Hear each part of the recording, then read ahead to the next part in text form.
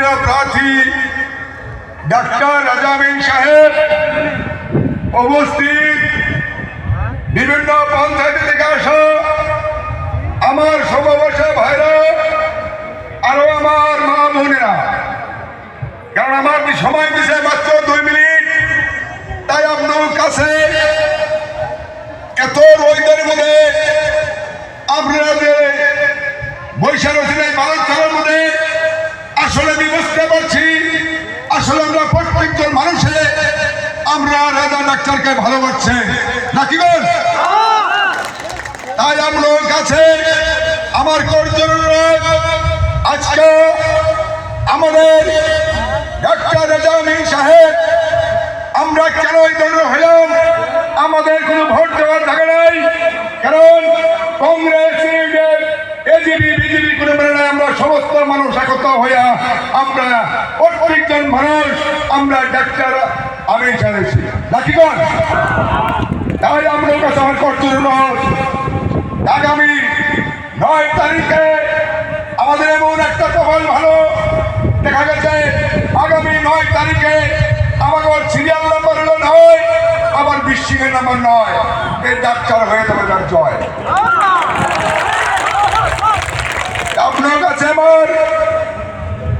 আমি একটা বড় আপনার কাছে কিছু চাই নাই, আপনার কাছে যদি আমি একটা ভিক্ষা স্বরূপ আল্লাহ রাস্তায় ডাক্তার রাজাকে 2009 তারিখে আপনারা এই টিউলার ছবিতে আপনার কাছে আমার একটা অনুরোধ, 1-4টা ভোট দিবেন, কারণ এই বড় বড় সুযোগ, কারণ দেখছেন আজকে যখন দিল্লিতে যখন সরকার হলো পার্লামেন্ট ইলেকশন, আজকে এখন নরেন্দ্র মোদী সরকার তো হলো নীতিশ কুমার আর চন্দ্রবাবু নাইডু, আজকে কিন্তু সরকার তারাই কিন্তু তাই কত মানুষে ভাবো যে আমরা যদি ডাক্তারকে যদি সারা সামের ভিতরে সব থেকে বেশি ড্রাইভার দিসপুর বানাবো, এই আশা আপনার কাছে আমার করছিল। আমরা দেখে দেবো বদরুদ্দিন আজমলকে দেখে দেবো, আমরা দেখে দেবো চিরদিনের মতন দেখে দেবো যে তুমি যা বেইমানি করছাও, আমরা তোমার টিকিট চাই না, আমরা প্রত্যেকজন মানুষ আমরা টিকিট হয়েছি ডাক্তারের নাকি বলেন না? আমরা প্রত্যেকজন মানুষে আমরা ডাক্তারের ডাক্তারের টিকিট, আমরা তোমার টিকিট এবার তুমি নিয়া কোথায় তোমার এবার কর্মপত্র দিতে পারে আমরা, তাই আমরা তোমার করজোর ডাক্তার দেখে আপনারা নিজের ছেলে নিজের ভাই হিসেবে ডাক্তার আমাদের জাগার মানুষ, ডাক্তার একটা কথাই বলছে আমাকে, এই যে ভাই ডাক্তার কথা বলছে, আমি যে আমার রাজনীতি করতে আমি প্রশ্ন করছিলাম, এই ডাক্তার ভাই তোমার এখানে তোমার এই জায়গা মতো তোমার কেন আসা লাগে,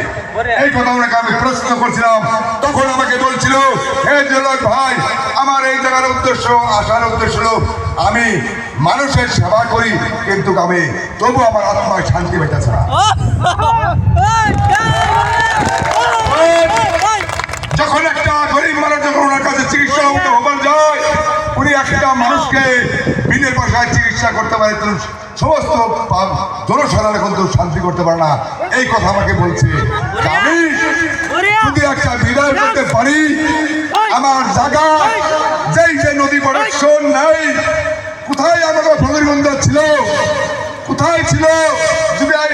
একবার করে যদি 1 বছর পরে পরে যদি আমি যদি 100 মিটার করে কাম করি, তবু 5 বছরে 500 মিটার কাম হতো। আমার মাঝখানে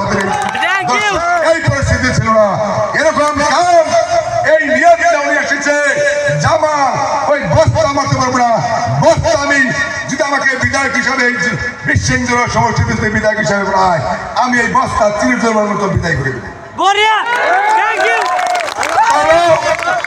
আমরা দেখছেন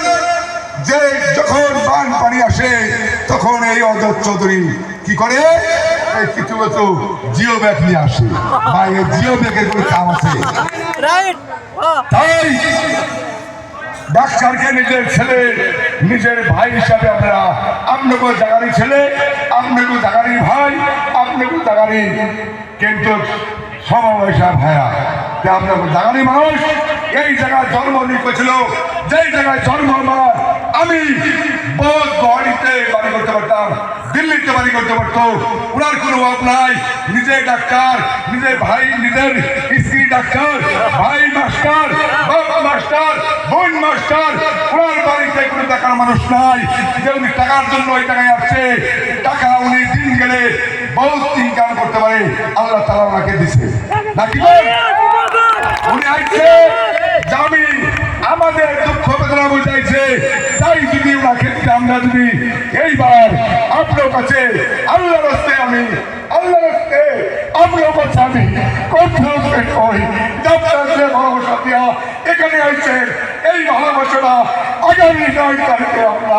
ত্রিপুরা সমিতিতে ভোট দিয়া আমরা এখানে দেখাই দেবেন। আমরা করছি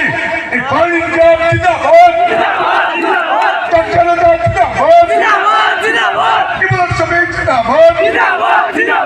এই আশা রেখে আপনার কাছে আমি অর্জন করেছা আমার বক্তব্য শেষ করলাম। যদি আমার কোনো বৈঠক হয়ে থাকে